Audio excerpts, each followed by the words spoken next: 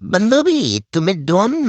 আমার বন্ধুরে বাসটা দেওয়ার জন্য আজকের দোকানে আসার পরপরই আমার বন্ধু এসে বলছে, দোস্ত দেখতো গার্লফ্রেন্ডের উপর রাগ করে দিয়েছিলাম একটা আসার। আর তার গার্লফ্রেন্ড আর কেউ নেই, আমারই বেস্ট ফ্রেন্ড। তো আমি বললাম বেশি লাগবে না, যদি ডিসপ্লে যদি 1400 আর অন্য সমস্যা হলে 200-300 টাকা সার্ভিস চার্জ দিস তাহলেই হবে। তো আমি মোবাইলটা আস্তে আস্তে খোলার পর দেখতেছি বন্ধুর অবস্থা তো পুরাই কাহিল, ডিসপ্লে কানেক্টর ছুটা, ব্যাটারির লাইন ছুটা। তো আমি বললাম, দোস্ত তোর তো সবকিছুই মনে হচ্ছে ভালো আছে। তো বলছে, দোস্ত সবকিছু ভালো থেকে লাভ নেই, আমার ব্যাটারিটা চার্জও কম দেয়।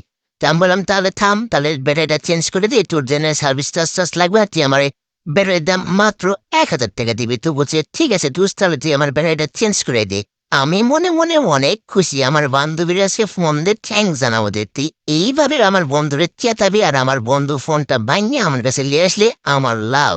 আমি আমার বন্ধুরে বললাম, দোস্ত কি নিয়ে আজকে ঝামেলাটা যদি একটু বলতিস। তো বলছে, দোস্ত আর বলিস না, আজকে কলেজে দেখতেছি যে সে অন্য ছেলের সাথে কথা বলছে, আমার মনে হচ্ছে তার অন্য ছেলের সাথে সম্পর্ক আছে। আমি এইটার দিকে পিছ থেকে যাই, আমি একটু কথা বলার পরে ও যখন একটা আমার পরে ঝাড় নিয়েছে আর আমি আসার দিচ্ছি ফোনটা। তো আমি বন্ধুরে বারবার নিষেধ করছিলাম, বন্ধু রিলেশনে যাস না, আমার মতন চিনিয়ে থাক।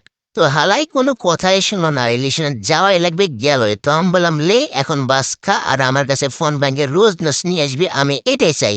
তোরে আগেই নিষেধ করছিলাম যে তুই রিলেশনে যাস না।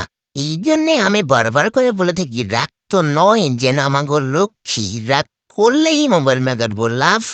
তাই রাগ, পানি আর বাচ্চা এবং মদ আমি অনেক সম্মান করি, অনেক ভালোবাসি, অনেক শ্রদ্ধার আমার একটা জিনিস। এই তিনটা ছাড়া মোবাইল মেগাটা খেতে পড়তেও পারত না আমার মনে হয়, যেটা যেটা আমি এখন হারি হারে প্রমাণিত।